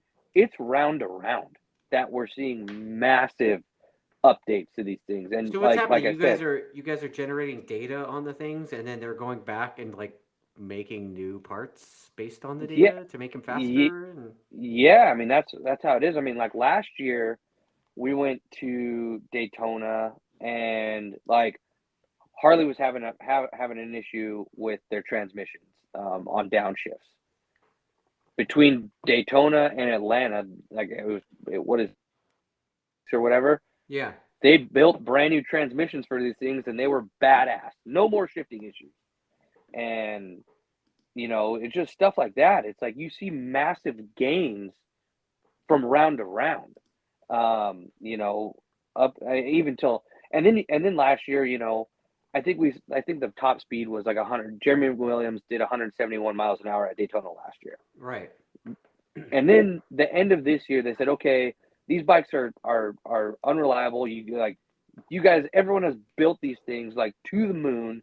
They're not lasting very long. we're gonna lower the rev limits Yeah. to try to make them more reliable. So okay, you get um, you get 500 less RPMs, whatever the numbers are, Yeah. and so you're like, okay, like whatever track records were set last year, probably gonna stand for a little bit. Right. Nope. No, we get less rev limits, and now we're going to a 10-mile-an-hour faster at Daytona. Like, how does that work? Yeah, I mean, So it's I just had Chuck Axland from Moto America on recently, and he said something to that effect. He's like, "Dude, we restricted them, and somehow they still end up faster." it's it's Right? crazy. Yeah. It's insane, I and mean, it the just goes to restriction. show. Correct me if I'm wrong. The restriction was in an effort to kind of help keep the oil in them, right? I mean, Hey, kind of. look, I've never let any oil out of any bike I've ridden on a road race track. So, Right. I Have you? mean, but Yeah. you do get some of these not factory teams and these guys that are just doing stuff on their own or maybe trying to develop their own bikes. And when you go high performance racing and you build things to their extreme on the limit potential, like especially bikes that don't have a lot of data and technology in this category, everyone's still learning, Right. and it's kind of like a trial and error thing, and Yeah. things are going to happen. Bikes Like, break. is there, I mean, this is I have this subject on my show quite a bit, right? And now I've got you on. So guess what? You're the guy that represents that whole class, right? Here we go. No pressure. Sorry about that. If I screw this up, everyone, I apologize. No, but like, the biggest thing I'll just say for Richard is like, he, because I did send him your memes and stuff, and we've had some fun, but it's also like it's a serious thing, right? I mean, when a, You know why we have bags on the baggers, right? to hold your beer. Well, no, to carry the weight of the rest of the classes in Moto America. Okay. Do you roll up your sleeves before saying that? You grab your No, belt buckle. no, I didn't need to. Okay. Yeah, yeah, I got you. I mean, look, there is some validity to what you're saying, right? I mean, there's certainly a lot of fans that show up to the races and they leave when you guys are done. So there is some of that. But I will say this, you know, Richard told me to tell you, like, he would stop saying anything if they stopped leaking oil and causing delays, right? Wait, So we like, did pretty good at Daytona this year. There was only one oil mess I mean, that came from one bike. you saw the image that we posted on the race team, Oh, right? It was I commented on it. yeah, Yeah, there was the some banter. bagger pace car. Yeah. So I mean, but there's some truth in that too, right? So like, what do you think it is? Do you think it could be? Is there like a possibility of like a belly pan that holds everything if shit goes sideways, like our bikes? I mean, our belly pans are up to the same standards as a sport bike belly pan. We have our belly pans have to hold X amount of fluid in it, and Yeah. they have to be secured It just like a sport bike. looks like a chin fairing is what it looks like, and maybe it's holding more, but you know what I'm saying? Yeah, no, I It mean, looks like I said, cosmetic rather than functional. But it no, I may mean, be functional. It may be functional. I'm just saying, yeah, when you see delays, as many as there were last year, right? I mean, Patricia ended up crashing in oil, right? uh-huh, Yeah. So it happens. crashing in oil sucks, by the way. And we've all kind of done it, Yeah, right? yeah, we've been there. It's not a fun thing, but No. I think with Moto America making some restrictions and tailoring the rules to help these bikes last, I think Yeah. that is making a massive improvement in the right direction, for these baggers to last, and obviously these motorcycles were never built or created to do what we're doing on them. No. That was never, No. not one person on the engineering team at Harley Davidson or Indian, when they were creating these monsters, was like, we should build these things and make them race ready. Like, that Right. was, nobody thought about that one time. So Yeah, I think Yeah, it was a lot of they're trial not and error. originally designed to be on the pin like they are, right? They're No, designed I and mean, built to be like brap, brap, at bike night or whatever, and then yeah, go to the pub or whatever, and then I go home, think right? Like I they're think your stock standard bagger off the showroom floor revs to like 4,300 RPMs. That's where it revs. Maybe 45 is red line. We're, I mean, now this year restricted, we're only revving them to 7,000 RPMs, but okay, that's still 2,500 RPMs more than what they're ever intended to rev to. So, right? yeah, I mean, but I think we did really good at Daytona this year. We did, there was somebody had an oil spill. I don't know who it was, and it was a big one, Yeah, but, like I said, um, it brought out the pace car, right? it it brought out the pace car, the sweeper truck, the blower, Yeah, the whole thing. And our session was canceled. We didn't. It wasn't like wait and we'll fix it and you guys get to go back out. Nope, nope, we're done. yeah, So that was in Q2. But for Daytona and us having it being a doubleheader, I think we did pretty good because that was the only instance. So, and Daytona's the one that's gonna like tell all because you're just on the limiter the entire time there. So yeah, I think the baggers, I think what Moto America did with tailoring the rules a little bit to help keep these things together and not yeah, have them on the limiter and revving so high, I think it's gonna do its job. I think yeah. we're gonna see a real improvement this year and finally earn Richard's love. Well, because I know that's what your main concern is, right? Yeah, I mean, at the end of the day, I mean, I grew up road racing and American road racing and watching it grow and getting to a place where we see American riders going to MotoGP again is the ultimate goal for all of us, I think. Yeah, And after the economy and DMG and they tried to run it, we saw a massive fall in our sport. There's no more factories, there's no more Japanese manufacturers involved except for Yamaha. Um, well, I there's mean, not I mean, it's attack Yamaha, right? Like it's attack it, performance. it's attack, It's yeah. not like It, it's not like the old days where it was the factory. You know, they're a yeah, factory supported team, kind of like the other factory supported teams. It's not like a yeah, factory team. yeah. I mean, Um, without Richard, I mean, it I would. mean, it's Who knows what literally it would like a be? small shop in Huntington Beach that builds those bikes. Yeah, Like there you but go. yeah. So I mean, and before, like previous when it was AMA Pro Road Racing, there were two factory superbike guys per manufacturer, and Right. then there was always at least one 600 guy, if not two. Yeah. And now we And have then we have none satellite of that. teams too, right? Because it was like, And the satellite teams Honda that and then had factory Arion support. and then Cowie and Attack and Uh huh. Yoshimura and the Team Hammer and those guys. Yep. So Yeah, there was so many there rides was and there was like so 8 many. million Suzuki support teams, right? Yeah, yeah, there's tons of them. So I think the main goal is to to grow that back into what it was. And Right. and with that, we need to grow the fans and we need to bring back the support, the outside support back in. Right. And I do believe that, and not to toot my own horn or our own horn, but I do believe that baggers are really helping that. And Dude, you guys some have people are Mission Chips. Those guys are mission toward huge. mission foods is like the title sponsor for our series. They sponsor me, they sponsor Patricia, they sponsor our entire Saddleman Harley Davidson team, they sponsor the factory team now, And they what's the sponsor the Saddleman Vance and Ives team? team.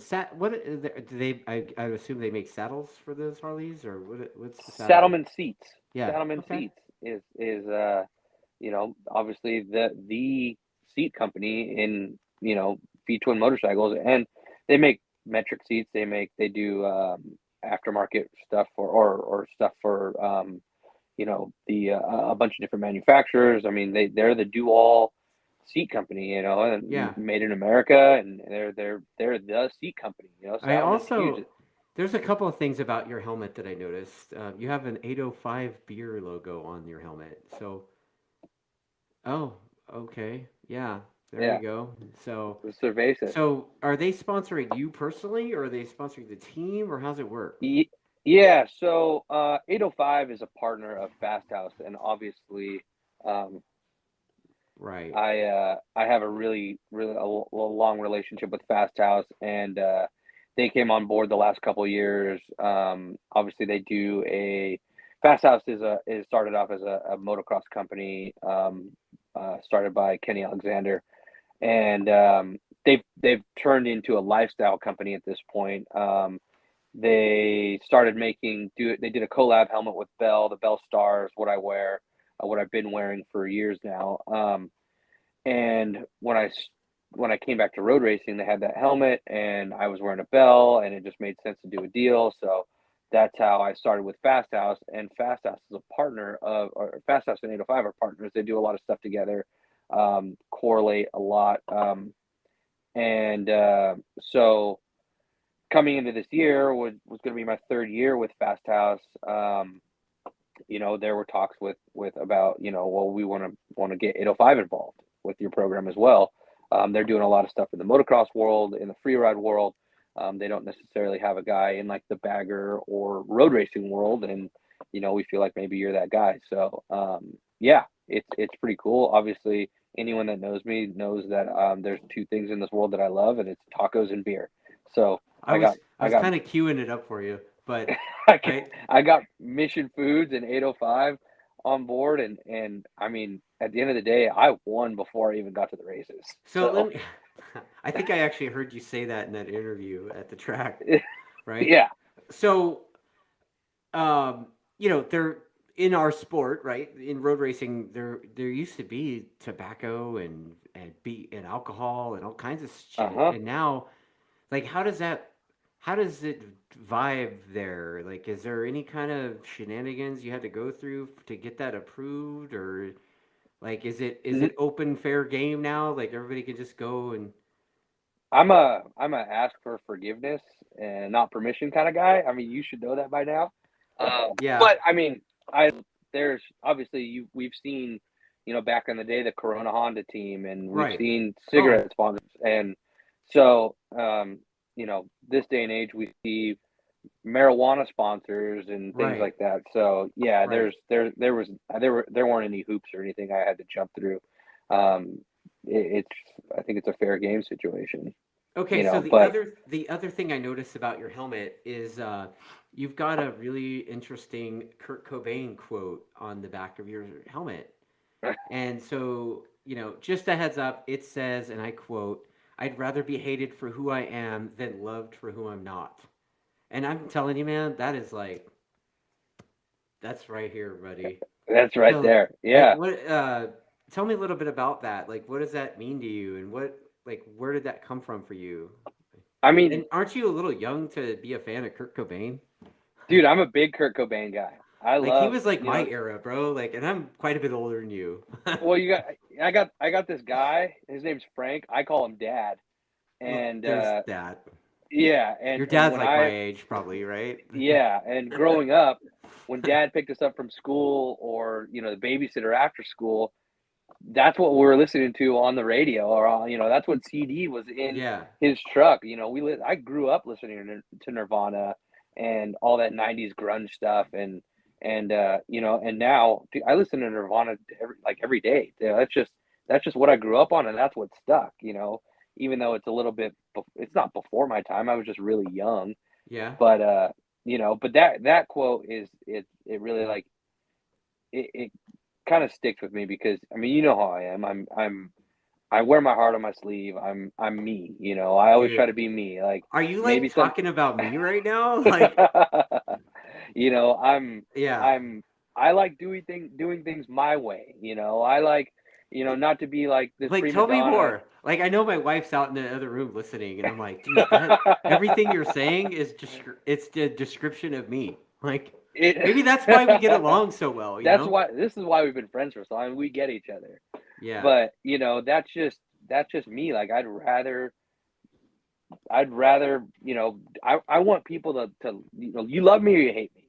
I hope that you love me, though. Like, that's how, I'm a people person, and you know that. I love to hear everybody's story. I love to know where everyone came from. I love chatting with people. I yeah. love people. I don't care if you're, you know Lewis Hamilton, or if you're some homeless dude off the streets. Like I like people, you know. I don't care Yeah. who you are, and you know, I just like doing my own thing, and I like doing what makes me happy. And life's short, and you know, after my brother passed away, I really realized that, and you know, you never know what's going to happen next, and so I just do things that make me happy, and not in a selfish way, you know, because I do very much care about everybody around me, and even people that I don't know. You know, I'm a people person, and I'm a caring, loving person, but I've learned to do things that make me happy, and to if there's things in life that aren't making me happy, or people in my life that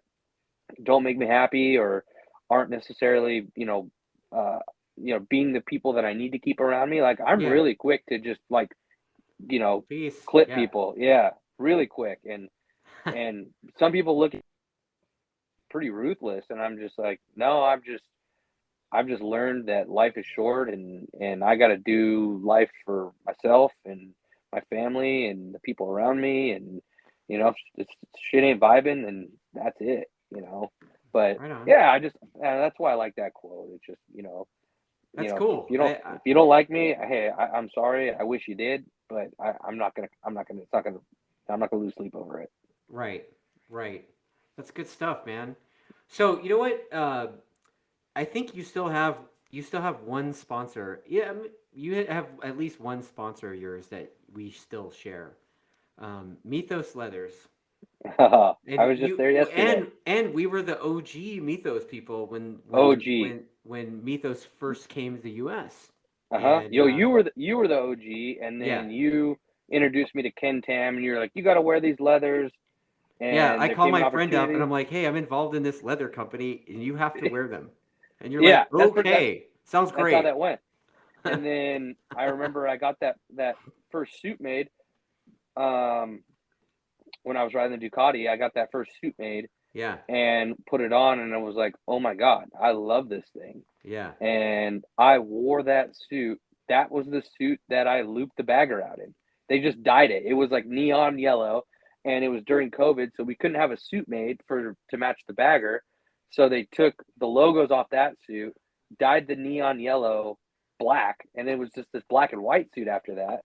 And I wore that suit up until I crashed at Chuckwalla at the end of 2021 Yeah. in December. And yeah, and then I got a freshie. I just got my new freshie for Daytona this year, and I'm psyched about it. I I love was it. like, I "Dude, love that them. thing looks good, man." I mean, it looks and the suits, I mean, they've evolved, right? Like they're not the same as the They've OG evolved. ones back in the day, right? They're Yeah, I mean, things Bruno's change. You learn stuff. Bruno's switched on with that stuff, dude. Like that guy is always trying to figure out something to make him better.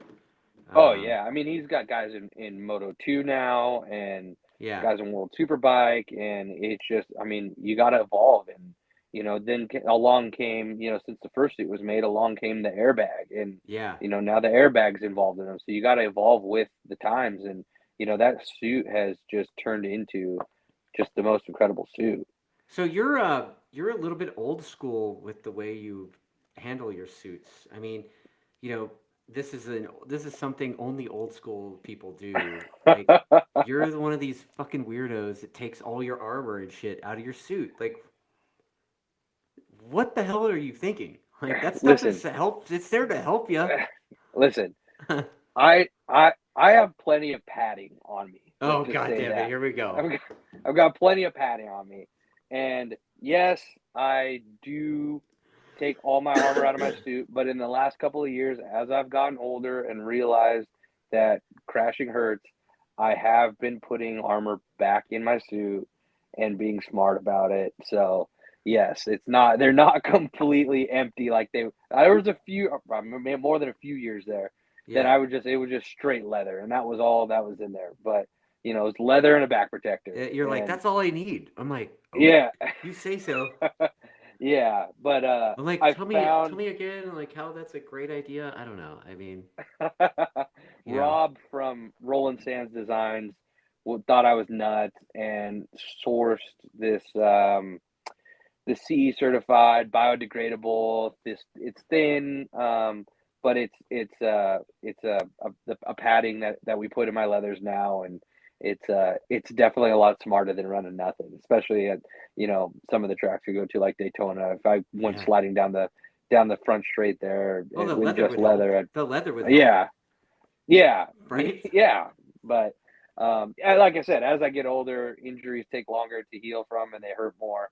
And I've gotten a little bit smarter and started keeping padding in my leathers now. So, Daytona's down. When's your next bagger round? Atlanta, we got Oh, Atlanta April yeah.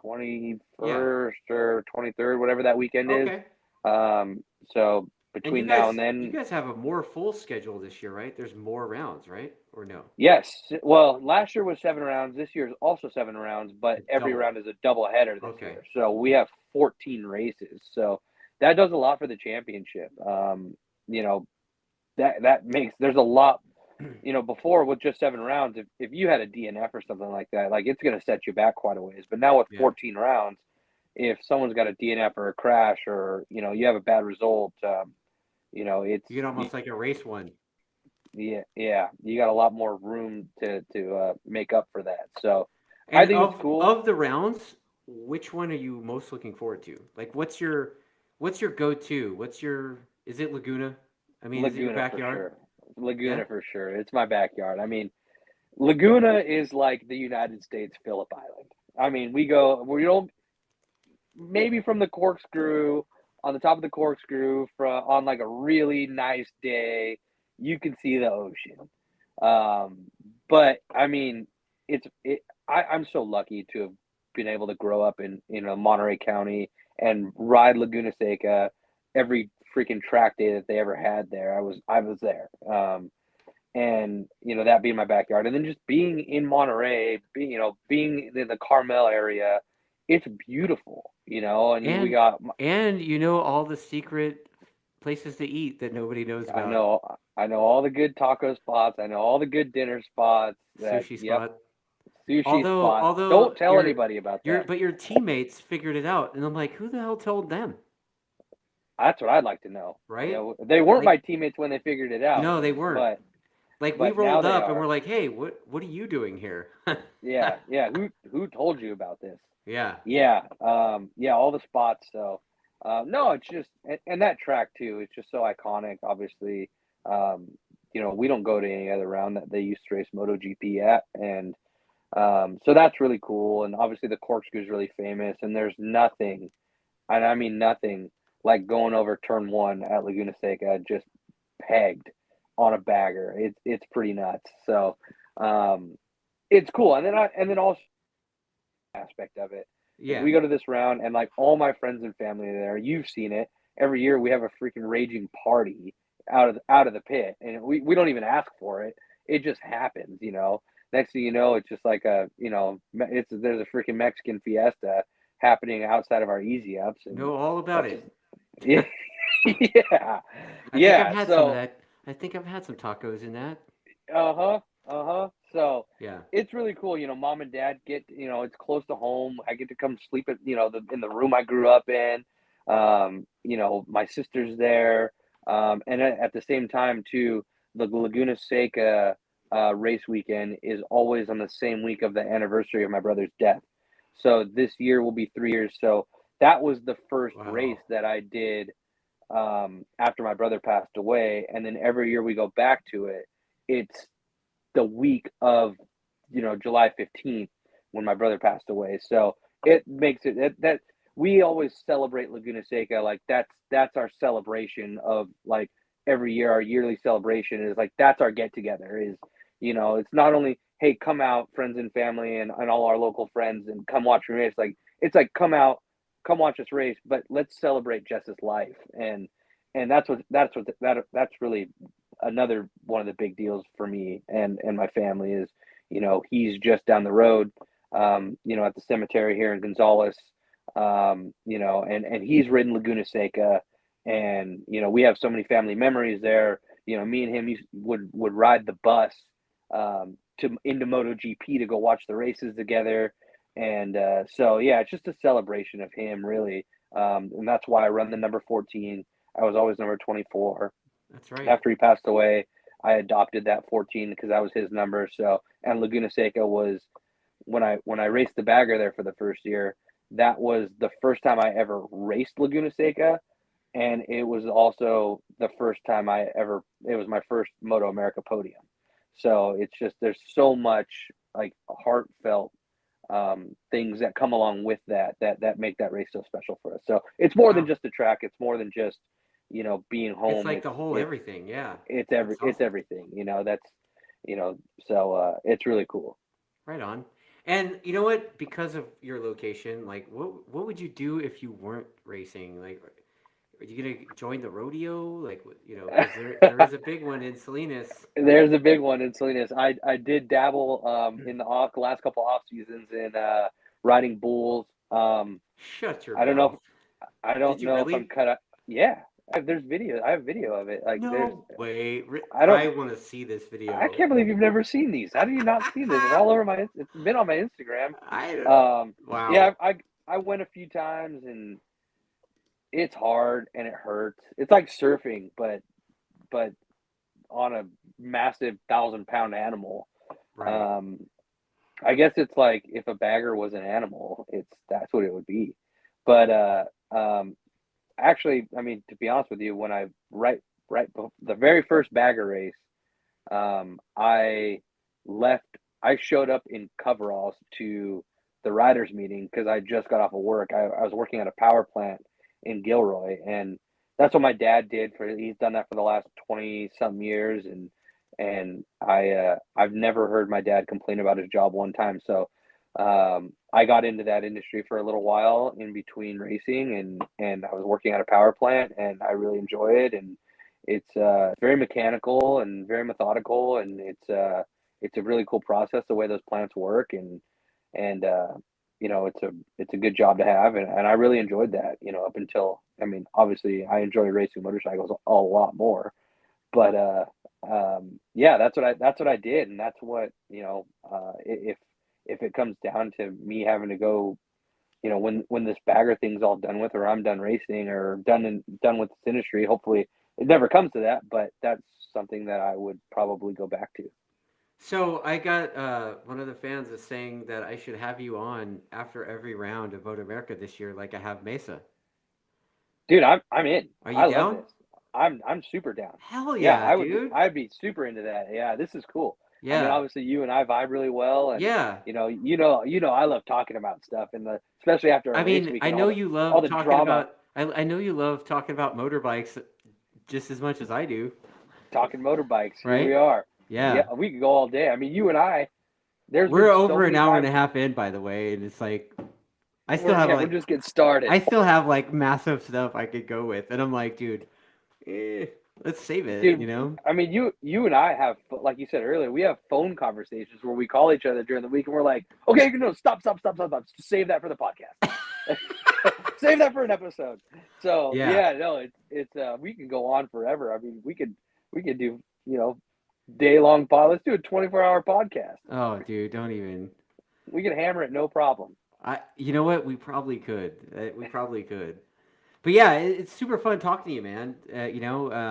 You're real, and you don't look like the traditional jockey racer guy, And but I told you this earlier today. I was like, dude, you're probably one of the most naturally gifted riders I know, and you're a big dude, but like, and people probably look at you and see a certain thing, and they have an opinion, and then that opinion changes once they see you ripping, you know?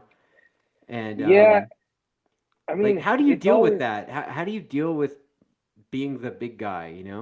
I mean, I know you it's crack always wise about it and the beer and the tacos, and that's all fun, and that's totally you. But like, I know you're busting your ass training and stuff too.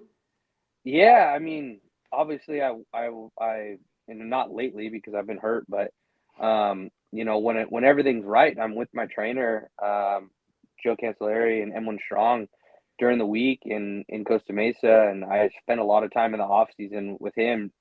Every day I'm in the gym work, and I don't know if it's bad genes or what, but I mean it probably is, because if you look at my dad's entire side of the family, everyone's big. My mom's side of the family, everyone's big, except for like 1%, and I don't know if I just got bad genes or what, but like I've always struggled, like my whole life, like I was always a chubby kid. Like, I was never a skinny guy. I was never a little guy. And but it's weird because it's never really held me back. Like I'm sure if I was smaller, it would make things a little easier at times. Like I'm sure it definitely has its benefits if I was a little guy, but I've never let it hold me back. Like, and I've had people look at me and be like, dude, like you're the guy that you're going to ride that bike that fast. Like, yeah. you're I the one mean, that got hired? perspective, right? I mean, when you set all the lap records on my motorcycle, you were like 240, right? Like, I was a big guy. That was like the biggest I ever was. yeah, I mean, you were like 240 something, and you set On lap SV records 650 everywhere. So, yeah, it's just you don't gotta be Flacco. You could be like, yeah, it's all cherry. So right. no, it's just I've always been that way, and it's I don't know. I got some bad genes and whatever the heck it is. I mean that, and I like tacos and I like drinking beers, and yeah. but I've never let it like affect me. Like I've never been at a point where I was like, God, I would have done better in that race if I wasn't, if I was skinny. But Yeah, there was one race like, where you said that you needed to do a little bit more work to get your fitness up to par. But did what you were saying? I knew exactly what you were saying. You're like, bro, I'm kind of winded right now. I need to like start running or some shit. Like, yeah, right? Like yeah, you didn't say that you were gonna. You were not saying that you were gonna stop eating tacos and drinking beer. Like you said that you were gonna. That ain't never gonna happen. Yeah. I'm gonna be me. I mean, another thing like with this whole bagger stuff is like, it all started, and it was Tyler O'Hara and Hayden Gillum, and then like kind of me, and then like a bunch of bagger dudes. Right. And then, as it progressed, it was like, the same guys, and then there was like Kyle Wyman, and it slowly started turning into like, oh wait a minute, it's all these racers, all these ex racers, these superbike guys or whatever Jeremy McWilliams, right? Jeremy McWilliams, yeah, they're all racing baggers, and it like Bobby Fong. I am solely taking responsibility for like one of us has to stay in with the demographic of what we're doing here. Oh God damn it! Why did I know that that's where you were going with this? If none of you assholes are gonna drink beers and have a good time and eat cheeseburgers, like I don't like go be road racers. Like that's cool. Like I was like I mean I don't have any problems making it to the end of a bagger race. Like I'm not smoked. I can make it. I'm all good. I'm strong at the end. But if you guys want to be road racers, that's cool. But one of us has to keep within the demographic of our sport and what motorcycles we're riding. And I was like, if I got to be that guy, I'll be that guy. I don't have a problem with it. But like, I think it's important too, because I mean, look at AMA Supermoto. That turned out like that started really cool. And then it like got to a point where it was like, well, it fizzled out too, right? Like it was like really high, and then it just fizzled out, and it's it was because I think it still kind of exists, right? But like barely, yeah, barely. But it like AMA Supermoto started out with like it was a bunch of dudes from a bunch of different disciplines, and that's why it was cool. It was like road racers and motocrossers and off-road guys, and then there was like some supermoto dudes from Europe, and then all of a sudden it was just moto dudes were the only fast dudes, and they were dominating. And then it like nobody, like the road race guys were out, the off-road dudes were out, the supermoto dudes were even out. Like it was just moto guys. Like it was Wardy and McGrath and Doug Henry and Mickey Diamond, and then that's what fizzled it out. And it wasn't what it started out. It wasn't like bring everyone together and see who's the fastest guy anymore. Once it was all moto guys, it was like that's when it was like, okay, we already know who's going to win. Right.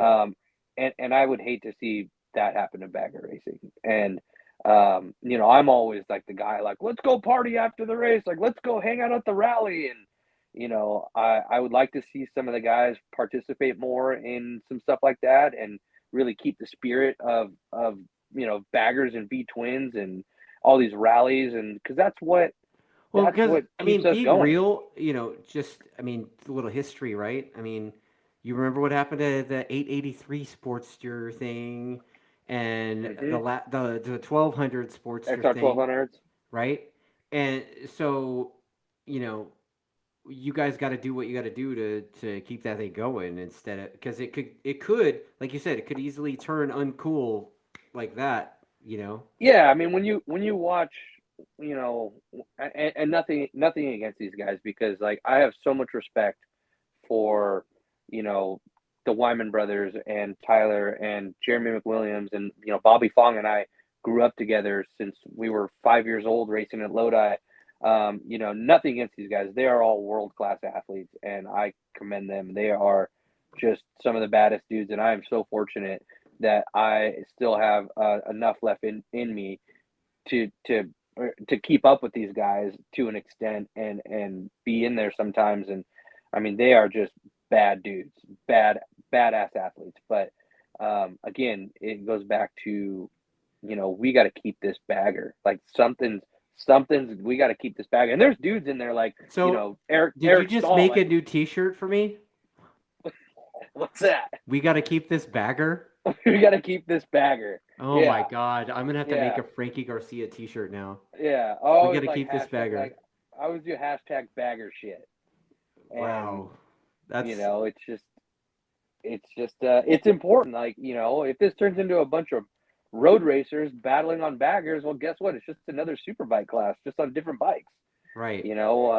So I do my best to keep it in. Like, there's dudes like Eric Stahl, like that dude's a bagger guy. Like That dude is bagger shit that defined. dude dynos bikes at rallies. Like, he's the guy. Yeah. You know, he is that guy. And so there's some of us still keeping it alive, and like, some of these dudes let loose sometimes. But like, things like, I mean, last year I left Brainerd and I rode from Brainerd to Sturgis and was in Sturgis for 10 days. Like, Wow. no one else did that. Like, Yeah. where are you guys at? Like, you're reaping all the benefits of this, but yeah, come put in the work. Come be here in front of these people that are allowing you to So have this job. okay, before I let you go, because we gotta wrap this at some point, man.